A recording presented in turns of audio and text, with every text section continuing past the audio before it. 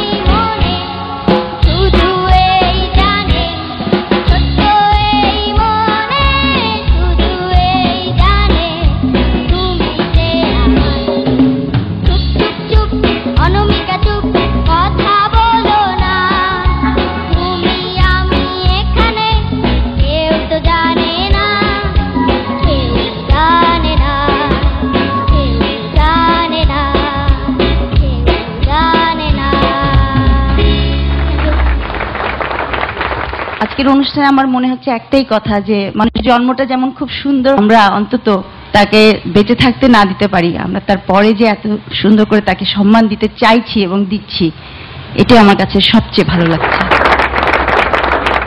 আজম খান চলে গেছেন, এটি একটি চিরসত্য কথা। মানুষের জন্ম এবং মৃত্যু। সবচেয়ে বেশি যেটা মনে পড়ছে আমার, সেটা হলো 40 বছরের বন্ধুত্ব। বিশেষ করে আমি তাকে বলবো যে হি ইজ রক কিং।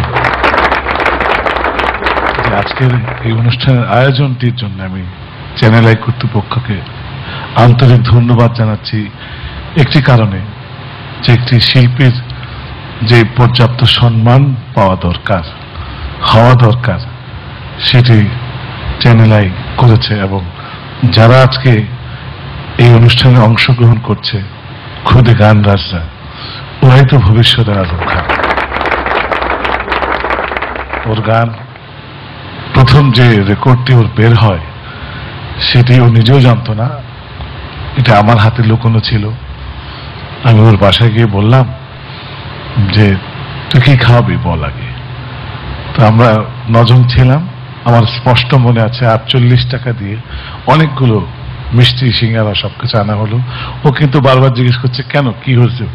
আমি কিছু বলছি না। যখন খাওয়া দাওয়া শেষ ওর হাতে রেকর্ডটি দিলাম, আজম খানের দুটো গান, ওদের সালেকা মালেকা, হাইকোর্টের মাঝারে। রেকর্ডটি ওর হাতে দিয়ে আমি ওর চেহারাটা আমার এখনো মনে আছে, যে ওর যে একটি প্রাপ্তি, মানুষের আনন্দ কখনো কখনো কেমন হয়ে যায় মানুষ আনন্দে, ওই দিন চেহারাটা আমার মনে পড়ে।